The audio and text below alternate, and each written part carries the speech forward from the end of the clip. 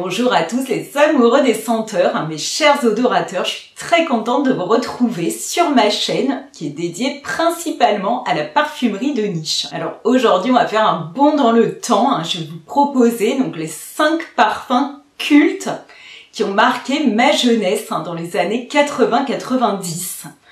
Voilà, il se trouve qu'ils sont toujours en vente, ils sont toujours sur le marché, ils sont tous dans la parfumerie de grande diffusion.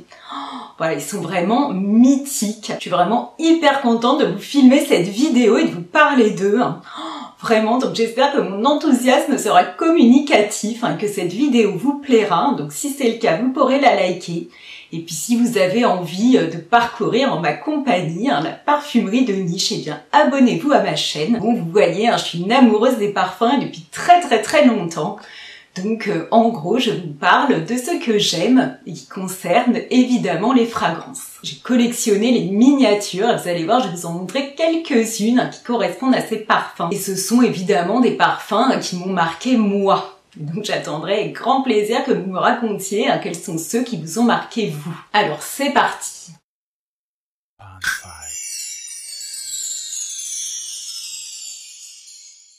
J'imagine qu'on est quelques-uns ici à avoir grandi dans les années 80 et 90. Donc tous les parfums dont je vais vous parler, en fait, ont marqué mon imaginaire, m'ont fait rêver quand j'avais entre 10 et 20 ans. Voilà, comme je vous avais expliqué dans ma vidéo sur mes 3 premiers parfums de niche, eh bien j'ai été initiée vers l'âge de 13 ans à la parfumerie de niche grâce à un cadeau qu'on m'avait fait. Mais globalement, à cette époque-là, eh bien, j'allais dans les parfumeries près de chez moi, les parfumeries grand public. Et donc, les parfums qui m'ont vraiment marqué, qui sont mythiques, sont aussi des parfums dont les pubs passaient à la télévision. Les années 80, vous savez que la publicité, c'était vraiment alors une créativité incroyable. Du coup, j'ai envie de vous faire plaisir, et à moi aussi, bien sûr, je l'avoue.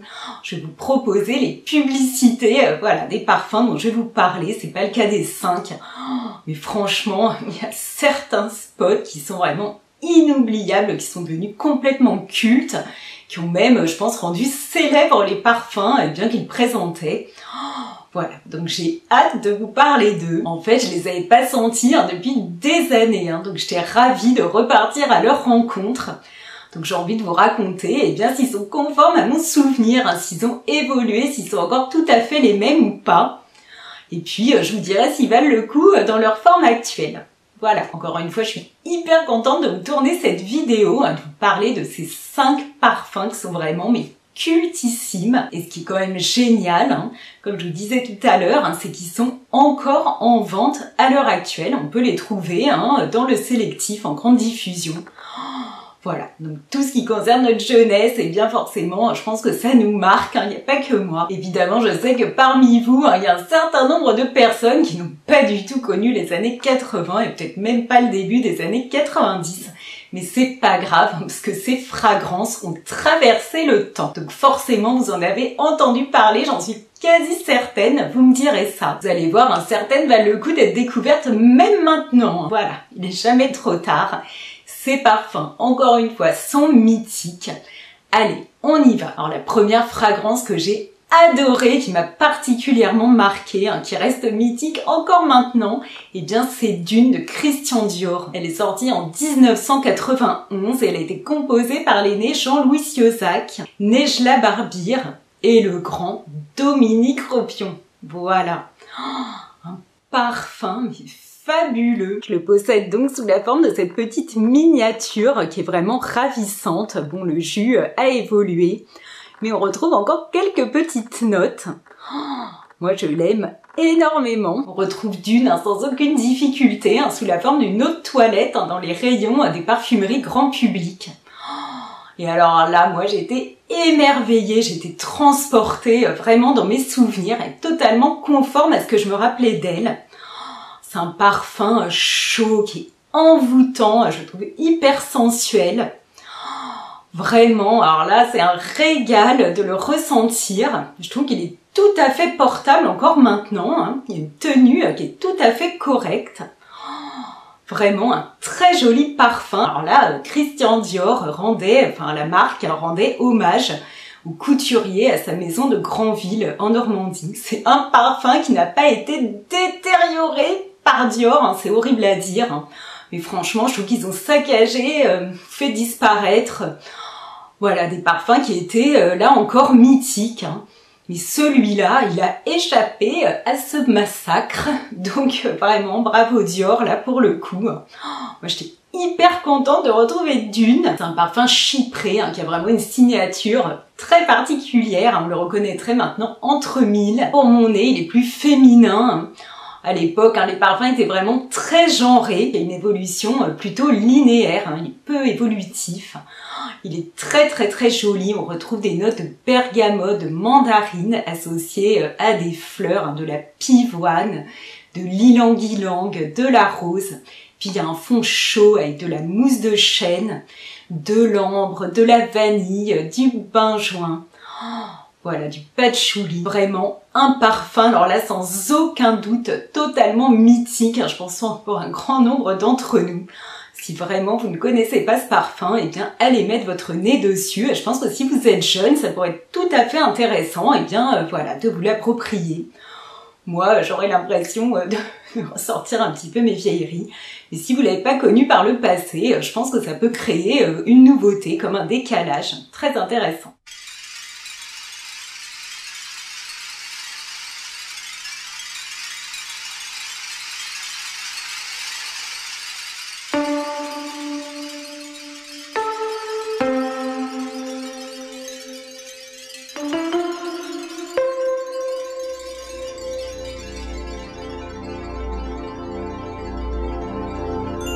Dune, une femme, un parfum, Christian Dior. Alors le deuxième parfum qui m'a vraiment marqué dans ma jeunesse, hein, c'est Amarish de Givenchy. C'est une eau de toilette et elle a été créée par le grand nez qu'on a déjà cité, hein, et qui était déjà à l'œuvre. Hein. Franchement pour le meilleur, hein, parce que là on est vraiment dans les parfums cultes.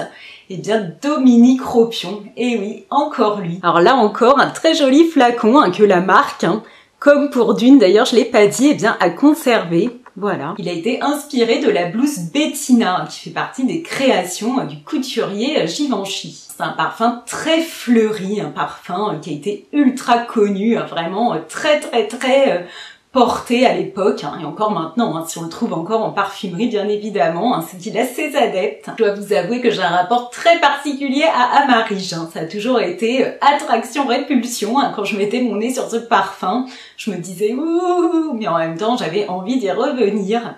Voilà, je pense qu'à l'époque, j'étais pas du tout familière avec la tubéreuse, hein, que c'est elle qui me faisait un drôle d'effet. Alors, quand je remets mon nez maintenant, hein, sur le parfum que je suis allée chercher, donc en parfumerie, hein, sous la forme d'un échantillon que je suis allée ressentir, hein, que j'ai essayé sur moi, eh bien, je retrouve une très lointaine notion du parfum Amarish.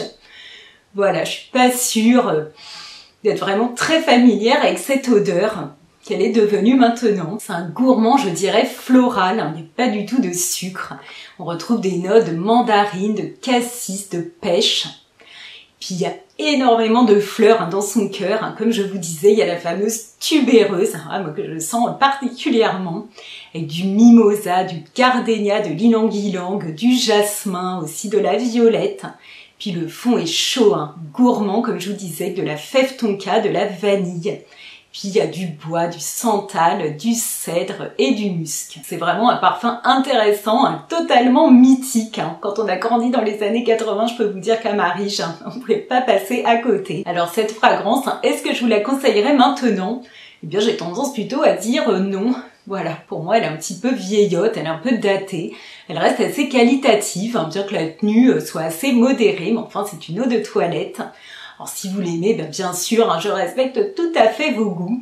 Après, maintenant, je trouve qu'il manque un peu d'originalité. Hein. À l'époque, évidemment, eh bien, il faisait partie des parfums modernes. C'est plus le cas. Il y a beaucoup de fragrances qui lui ressemblent à l'heure actuelle. Voilà, pour moi, Amarish, eh bien, restera un très bon souvenir. Alors le troisième parfum qui est vraiment mythique, qu'il a marqué les esprits et particulièrement le mien. Hein. Il est paru en 1990 et c'est Égoïste de Chanel.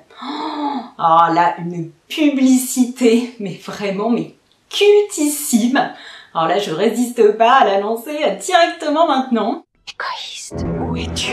Montre-toi, misérable! Regarde à mon cou! Je serai implacable! Orage! Oh, les victoires! Mon amour trahi! Ai-je longtemps vécu pour cette infamie?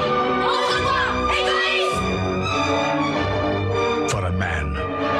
Égoïste! Égoïste! Égoïste! Égoïste! Chanel. For Allez, allez, dénoncez-vous, hein. Qui parmi vous ne connaissait pas cette génialissime publicité? Franchement, elle est hyper artistique. La réalisation est vraiment top, l'idée est quand même énorme. Et puis, la musique de Prokofiev, la Roméo et Juliette, et puis le Cid de Corneille qui est cité, franchement. Ah, moi, j'adore. Je dois vous avouer que j'avais jamais mis mon nez par contre sur le parfum. Voilà, personne dans mon entourage ne le portait. Puis à l'époque, c'était vraiment très genré, alors vraiment pas du tout comme maintenant. Quand on allait en parfumerie, on sentait les parfums pour femmes, pas de parfums pour hommes quand on était une femme. Moi, je vous dis, j'avais pas d'homme dans mon entourage qui se parfumait avec Égoïste. Donc voilà, j'étais passée à côté de cette senteur. Donc j'ai découverte toute récemment. Voilà, c'est un parfum qui pour moi est culte du fait de cette publicité qui a vraiment marqué les esprits. Elle a été parodiée, enfin vraiment elle est extrêmement connue. Ce parfum eh bien, a été une belle découverte je trouve. C'est une eau de toilette qui a été composée par le grand nez de Chanel, Jacques Polge. Comme je vous disais, j'ai pas de souvenir particulier d'Égoïste dans ma jeunesse. Alors là, je trouve, quand je le sens maintenant, qu'il est tout à fait conforme à l'univers Chanel. Voilà, il a des notes ambrées, chaudes, vraiment qui sont tout à fait, je trouve, dans la veine des parfums Chanel et notamment des exclusivités.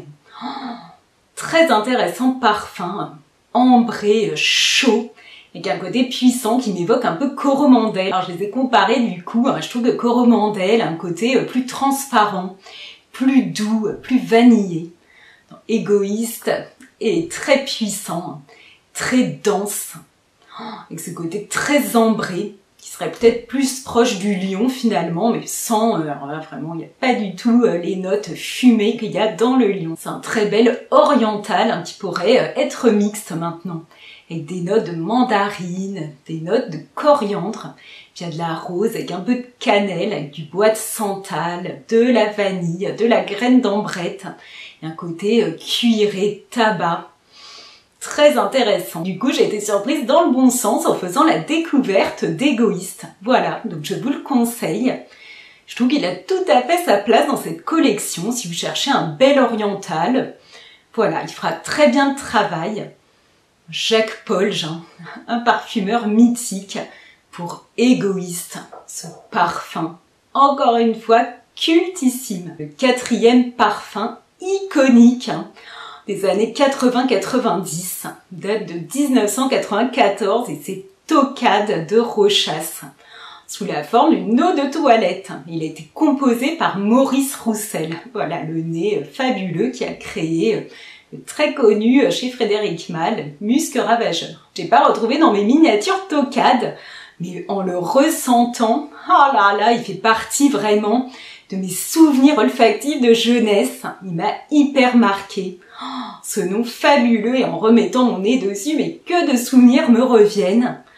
Alors je sais pas qui le portait autour de moi, mais vraiment il m'est familier ce parfum. C'est quand même assez incroyable. Et il a vraiment une signature comme d'une, extrêmement particulière, qui lui est propre. C'est un parfum, une eau de toilette, mais totalement opulente, avec une évolution linéaire, un parfum vraiment envoûtant, hyper sensuel, très beau. J'ai vraiment hyper envie de remettre mon nez sur ce parfum qui m'a particulièrement fait rêver quand j'étais plus jeune. Et d'autant plus qu'il y a une parfumista voilà, qui fait des vidéos sur YouTube, je pense que vous la connaissez, c'est Gwendoline, cette chère demoiselle au pivoine. Il fait partie de ses parfums préférés, elle le porte encore à l'heure actuelle, je trouve ça assez formidable, surtout qu'à l'époque, je sais même pas si elle était née, et tant mieux franchement qu'elle se soit appropriée ce parfum. Je trouve que c'est super. Donc on trouve encore cette fragrance dans les rayons des parfumeries, grande diffusion. Et le flacon a évolué. Alors au début, il est fait, on aurait dit un chapeau chinois. Il avait une forme absolument dingue, vraiment. Moi, je pense qu'il me plaisait beaucoup, beaucoup. C'est pour ça qu'il m'avait tapé dans l'œil. Et il a été transformé en 2013. Ils ont uniformisé là chez Rochas certains parfums. Ils ont fait des flacons communs avec femmes, par exemple. Bon, voilà. Après, je trouve que l'odeur est conforme à mon souvenir. Elle est assez incroyable. C'est un parfum vraiment qui a une tenue et une opulence très importante. Voilà, donc faut bien évidemment beaucoup l'aimer pour le choisir. C'est un oriental floral avec des notes vanillées, sucrées, très typique. Il a une signature vraiment hyper particulière. Il est très singulier, il est unique en son genre. Donc j'ai lu les critiques sur Eau Parfum et ils parlent de l'odeur de la poupée Corolle. Alors là, c'est totalement vrai. C'est assez impressionnant d'ailleurs, mais très intense. Un petit côté, voilà, régressif, gourmand et en même temps hyper sensuel. Donc bon, tout en paradoxe. Mais vraiment, c'est un parfum, je pense, de séduction. On retrouve des notes de bergamote et du géranium, et puis une brassée de fleurs. De l'iris, de l'orchidée, du frésia, de la rose, du muguet, du jasmin. Voilà, j'en oublie sans doute. Puis dans le fond, de la vanille, du patchouli, du cèdre et du musc. Voilà, avec ce côté chaud et gourmand. Vraiment, un parfum, alors là, cultissime, qui a trouvé donc ses adeptes, des jeunes femmes modernes. Donc c'est très bien. Voilà. Tocade de Rochas. Alors je termine avec la fragrance qui clairement m'a le plus fait rêver dans ma jeunesse. Voilà, j'étais une petite jeune femme et loulou de Cacharel. Alors là vraiment a beaucoup fait travailler mon imaginaire. J'adorais le flacon parce qu'il n'est pas hallucinant. Il date de 1987 et il a été créé par le nez mythique aussi Jean Guichard. Voilà, là c'est la miniature que je possède, ce flacon sous cette forme n'existe plus. Maintenant on trouve des vaporisateurs, totalement dingue. Là c'est vraiment le parfum qui a marqué toute une génération. Loulou franchement, allez j'envoie la pub. Vous êtes sûr? Oui.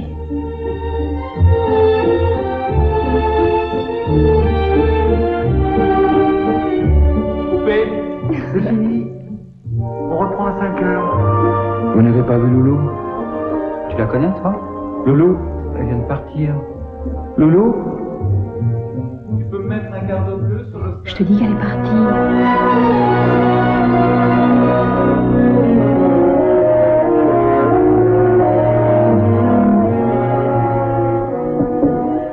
Loulou? Oui, c'est moi.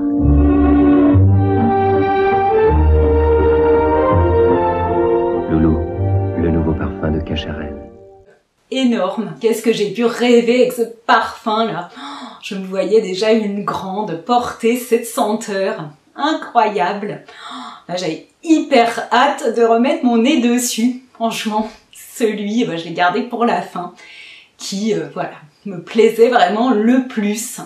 Et dans mon petit flacon, je sentais ces notes un petit peu amandées, avec des notes très solaires, extrêmement chaudes, très présents. Vraiment un parfum, voilà, l'outrance des années 80 dans toute sa splendeur. Magnifique parfum, magnifique souvenir. Et là, je dois dire voilà, que c'était un peu la déconfiture quand j'ai reniflé ce parfum.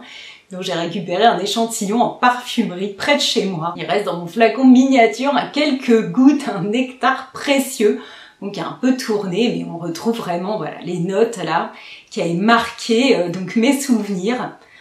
Et franchement, j'ai énormément de mal là à les retrouver. Alors, je pense qu'elles sont présentes, mais très atténuées. Je pense que je m'y retrouve pas parce que je me rappelle d'un parfum qui était plus intense et qui avait des notes amandées.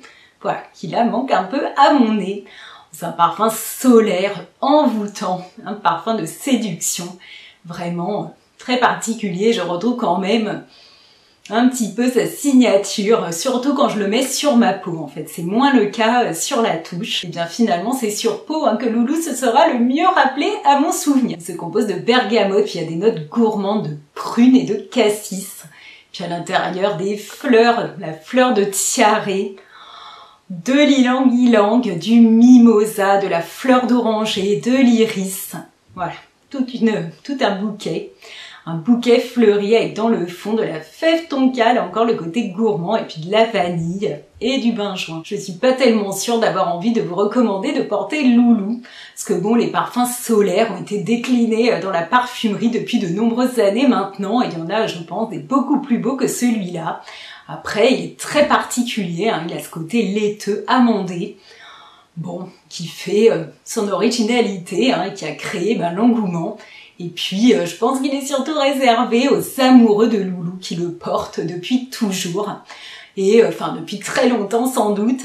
Et qui ont énormément de chance hein, de pouvoir le trouver encore maintenant dans leur parfumerie. Donc profitez-en bien. Moi encore, hein, il a marqué ma jeunesse. Voilà, je pense que Cacharel, à l'époque, bon, peut-être c'est encore le cas maintenant, mais j'avoue que je sens plus trop leur parfum, ils m'intéressent beaucoup moins. Mais là, c'était vraiment mythique à mon époque. Hein. Cacharel a marqué vraiment toute une génération avec plein de parfums qui étaient assez incroyables. Il y avait aussi Anaïs et puis Eden, que ma sœur a porté à une époque, qui a des notes aquatiques. Et la pub de ce parfum, je pense qu'on pourrait plus la montrer sur les écrans à l'heure actuelle. Alors, je vous mettrai un lien en barre d'infos.